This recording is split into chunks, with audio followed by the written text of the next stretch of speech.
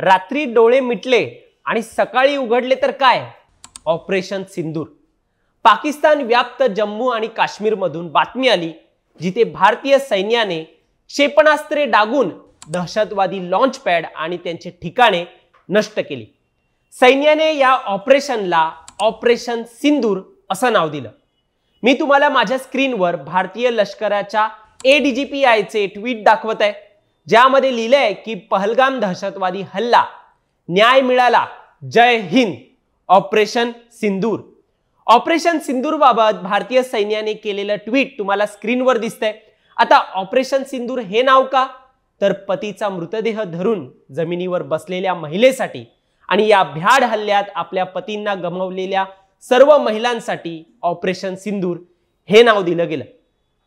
याच ट्विटच्या काही काळापूर्वी भारतीय लष्कराने आणखी एक ट्विट केलं होतं, ज्यामध्ये त्यांनी उल्लेख केला की ready to strike, train to win. स्ट्राईकसाठी तयार आहे आम्ही, जिंकण्यासाठी ट्रेन केलंय. याच ट्विट नंतर एक शंका निर्माण झालेली, भारतीय सैन्य लवकरच काहीतरी कारवाई करू शकतं याची. मग काही वेळातच सोशल मीडियावर देखील चर्चा सुरू झाली की मुझफ्फराबाद, कोटली आणि बहावलपूरच्या भागात सतत सायरन ऐकू येत आहेत आणि याचीच काही दृश्यही समोर येऊ लागली. आणि यानंतर काही वेळाने संरक्षण मंत्रालयाने पुष्टी केली आणि हो, आम्ही कारवाई केली आहे असं ते ट्विट होतं. आणि तेच ट्विट होतं दुसरं म्हणजे ऑपरेशन सिंदूर या फोटोचं. आता तुम्हाला स्क्रीनवर एक प्रेस रिलीज देखील मी दाखवतोय. 7 मे 2025च्या मध्यरात्री 1:44 ही प्रेस रिलीज समोर आणण्यात आली आहे. या प्रेस रिलीज मध्ये म्हटलंय, ऑपरेशन सिंदूर, भारतीय सशस्त्र दलांनी केली अचूक कारवाई, दहशतवादी छावण्यांवर हल्ला केल्याचं देखील यात म्हटलं गेलंय. पुढे माहिती दिली गेली की काही वेळापूर्वी भारतीय सशस्त्र दलांनी पाकिस्तान आणि पाक व्याप्त जम्मू आणि काश्मीर मधील दहशतवादी तळांवर हल्ला केलाय, जिथून भारताविरुद्ध दहशतवादी हल्ले नियोजित केले जातात, निर्देशित केले जात होते. त्या एकूण 9 स्थळांना लक्ष्य करण्यात आलंय. कोणत्याही पाकिस्तानी लष्करी सुविधांना म्हणजेच पाकिस्तानी सैन्याला यात लक्ष्य करण्यात आलेलं नाहीये, अशी या प्रेस रिलीज मधून माहिती दिली आहे. पहलगाम येथील क्रूर दहशतवादी हल्ल्याच्या पार्श्वभूमीवर ही पावले उचलण्यात आली आहे, ज्यामध्ये 25 भारतीय आणि 1 नेपाळी नागरिकाची हत्या करण्यात आली होती. आणि याच हल्ल्याच्या पार्श्वभूमीवर आज ऑपरेशन सिंदूरवर सविस्तर माहिती देखील भारत सरकारकडून देण्यात येणार आहे. एक प्रेस कॉन्फरन्स देखील घेण्यात येणार आहे. ती माहिती आम्ही तुम्हाला नंतर देऊच. मात्र माध्यमातून सद्यस्थितीत मिळालेल्या माहितीनुसार भारतीय वायुदलाकडून जैश-ए-मोहम्मद, हिजबुल मुजाहिद्दीन, लष्कर-ए-तोयबाचे तळ उद्ध्वस्त केलेत. मध्यरात्री 1:30 वाजता कारवाई करण्यात आली आहे, ज्यात दहशतवाद्यांचे ट्रेनिंग सेंटरही उद्ध्वस्त करण्यात आलंय. उल्लेखनीय बाब म्हणजे या मोहिमेत भारतीय सेनेने पाकिस्तानी नागरिक किंवा पाकिस्तानी लष्कराच्या कोणत्याच ठिकाणावर हल्ला केला नाहीये. भारतीय सेनेनं या मोहिमेत बहावलपूर, कोटली, मुझफ्फराबाद या 3 शहरांमधल्या केवळ अतिरेक्यांच्या कॅम्पचाच अचूक लक्ष साधलंय.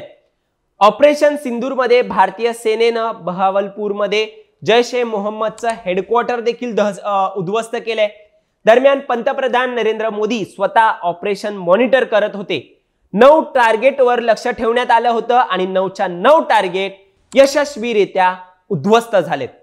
बहावलपूरमध्ये 250हून अधिक दहशतवादी होते. त्यामुळे भारताने केलेल्या एअर स्ट्राईकमध्ये अनेक दहशतवादी मारले गेल्याची देखील माहिती समोर येते. कालपासूनच मॉक ड्रिल होईल असं म्हटलं जात होतं. त्याची तयारी करण्यात येते असं देखील म्हटलं जात होतं. आता हीच मॉक ड्रिलची गोष्ट अतिशय धोरणात्मक आणि नियोजितपणे एकंदरीत वापरली गेले, घडवली गेले असं देखील म्हटलं जात आहे. सांगण्यात येत आहे की मॉक ड्रिल जी आयोजित केली जात होती, हवाई जागेत सराव केली जाणार होती. आता हे समोर येते की भारतीय सैन्याने त्यांना प्रथम याच मॉक ड्रिलद्वारे कशा प्रकारे मूर्ख बनवलंय, त्यांना गोंधळात टाकलंय की ही आणि एकंदरीत मॉक ड्रिल ही स्ट्रॅटर्जी होती, हे आता एकंदरीत स्पष्ट होतंय. अखेर या ऑपरेशन सिंदूर नंतर पाकिस्तानने आपलं रडगाणं काही सोडलं नाहीये. भारताच्या या कारवाईवर पाकिस्तानच्या पंतप्रधानांनी त्यांची पहिली प्रतिक्रिया दिली आहे.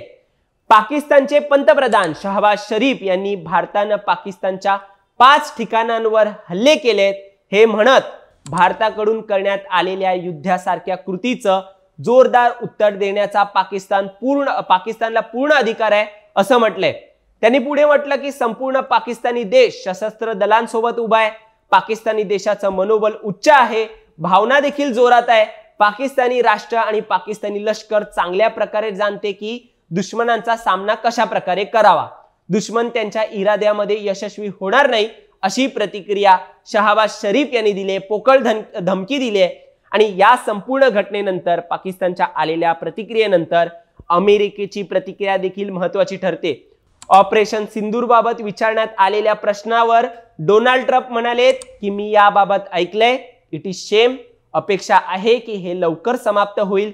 कोणत्याही 2 बलवान देशांना युद्धाच्या मार्गावर जाताना पाहू शकत नाही। या दोन्ही देशांचा इतिहास जुना असून तणाव वाढलेला आहे, मात्र जगाला युद्ध नकोय, शांतता पाहिजे असं ट्रम्प म्हणाले आणि हे लवकरच संपेल अशी आशा बाळगतोय। ही प्रतिक्रिया अमेरिकेचे राष्ट्राध्यक्ष ट्रम्प यांनी दिली।